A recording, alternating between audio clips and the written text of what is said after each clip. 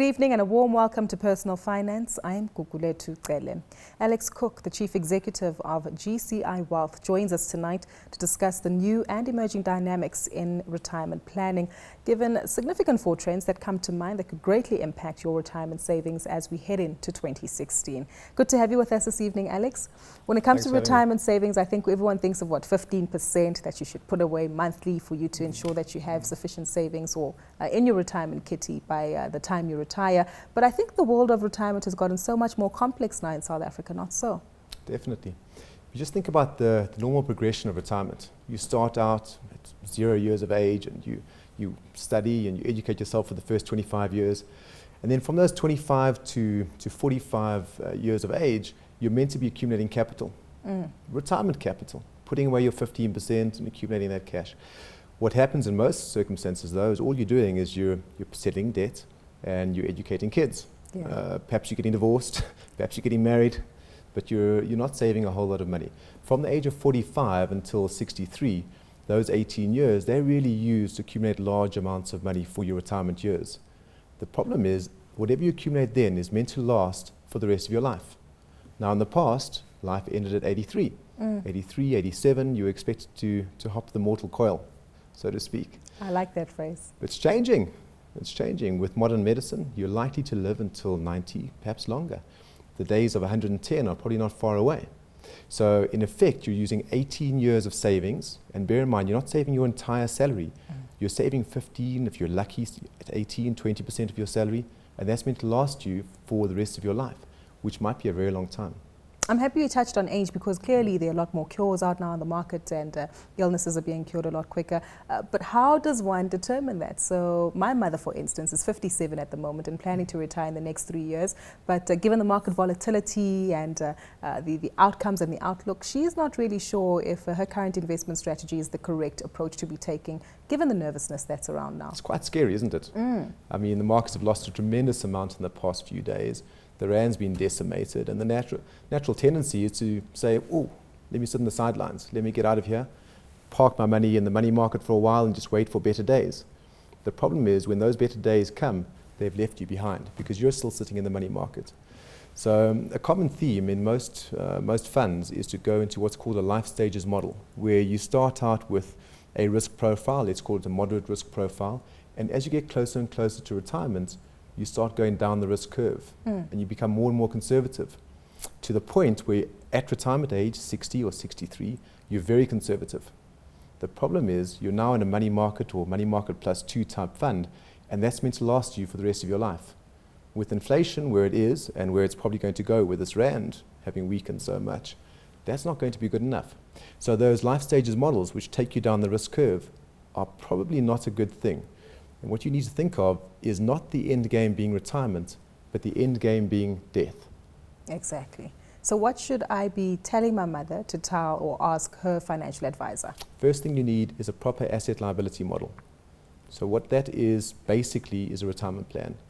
Figuring out how much capital you need now based on the income you require to last you for the rest of your life.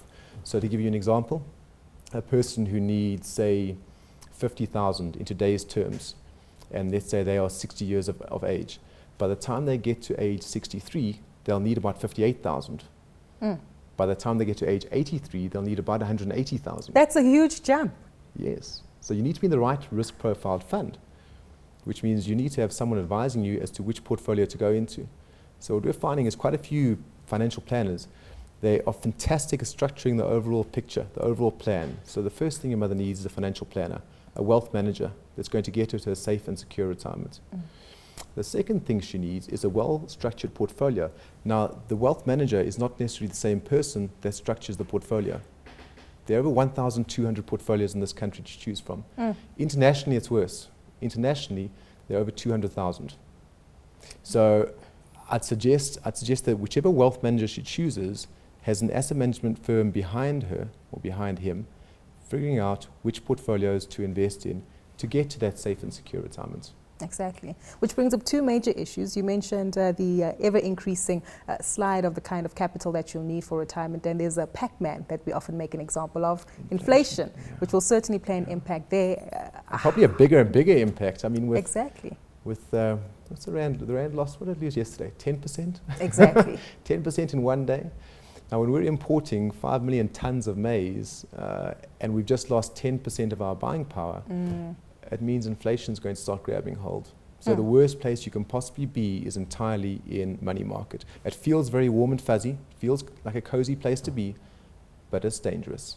Exactly. Coming back to the number of investment opportunities that you highlighted, diversification, is that always the best strategy to We've seen employ? it play out so beautifully over these past few days, in fact the past 3 months, where certain fund managers are fantastic at performing certain jobs. What you want is a combination of fund managers that perform as a whole very, very well. So diversification is important, absolutely.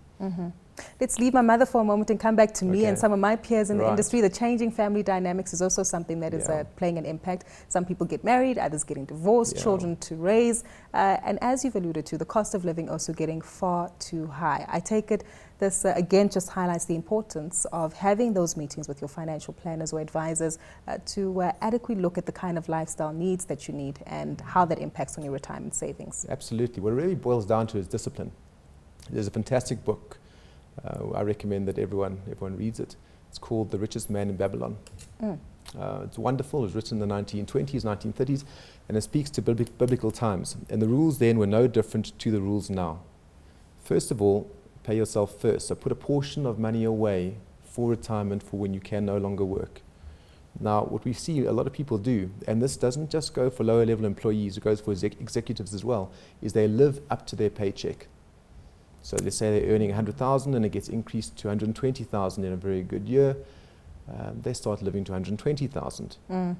So they make their lifestyle adjust to their pay rather than living the life they're happy living and then saving the rest. So the first thing is save. Save whatever you think you should be saving, and we recommend at least 15%, preferably more. Now, the older you get, of course, the more you need to save if you haven't started saving already. Yeah.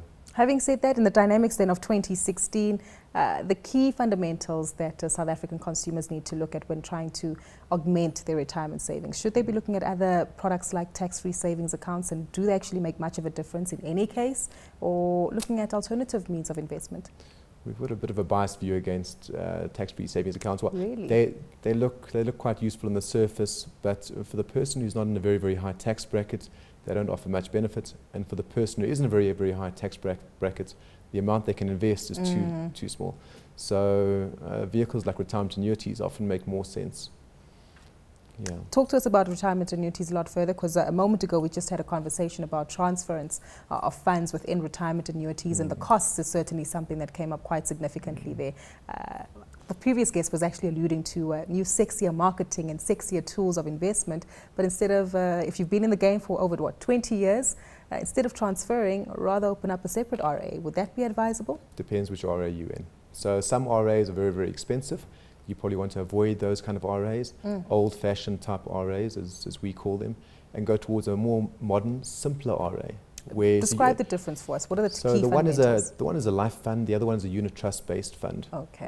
And with the unit trust-based fund, there are no exit penalties. If you want to transfer it to another company, you know what you pay up front. It's a better route of getting in. With the more old-fashioned vehicle, you pay a large amount of commission up front. You're never quite sure what the value is until you want to transfer it. And at that point, you get told that there are penalties involved for transferring it. So keep it simple. Like with all investments, keep them simple. RAs are quite a useful tool as an estate planning tool. They're a fantastic estate planning tool. Cost implications and fees, is that also something that we need to keep top of mind? You need to bear it in mind, but watch out for making the wrong decision based only on cost. Cheap doesn't always mean best. Correct. Exactly. Yeah. Well, we've certainly said quite a bit, but let's get a quick recap of tonight's conversation by understanding what the key takeaway points are from tonight's talk.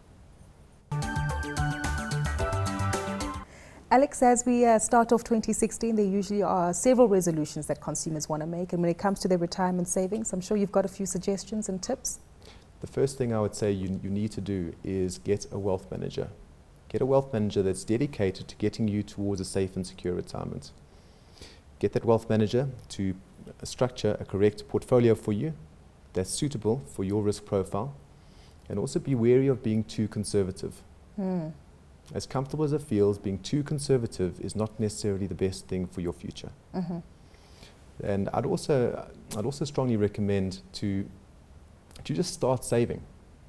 Many people think that their pension fund is adequate. The odds are it's not going to be adequate. Unless you know what number you're fighting towards achieving, you don't know where you're heading.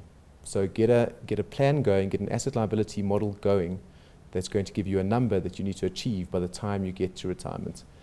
And one more thing, don't panic. So with the markets the way they are, don't panic. It never seems like the right time to invest. But just get started. How can we not? Because given all the noise that we hear about in the market, we report on it on a day-to-day basis. For someone like myself, would this be the opportune time to get maybe not overexposure, but increased exposure slightly to the equity space? You're young. You've got another 30 years ahead of you. Oh, longer maybe even, huh? Perhaps. I'd strongly suggest it. Yeah. Cash would be the worst place for you to be right now. Indeed. Alex, we'll leave it there for this evening's conversation, but thank you so much for your suggestions as to how best to tackle your retirement savings, especially as we head into a new year where there's several impacts or elements at play that could impact your retirement savings. But a big thank you once more to Alex Cook, who's the CEO of GCI Wealth. And you can be sure to get in touch with us via Twitter, at CNBC Africa, using the hashtag personalfinance410, and share some of your suggestions and stories with us. But from myself, Gugulethu, Cele, and the team, it's goodbye for now.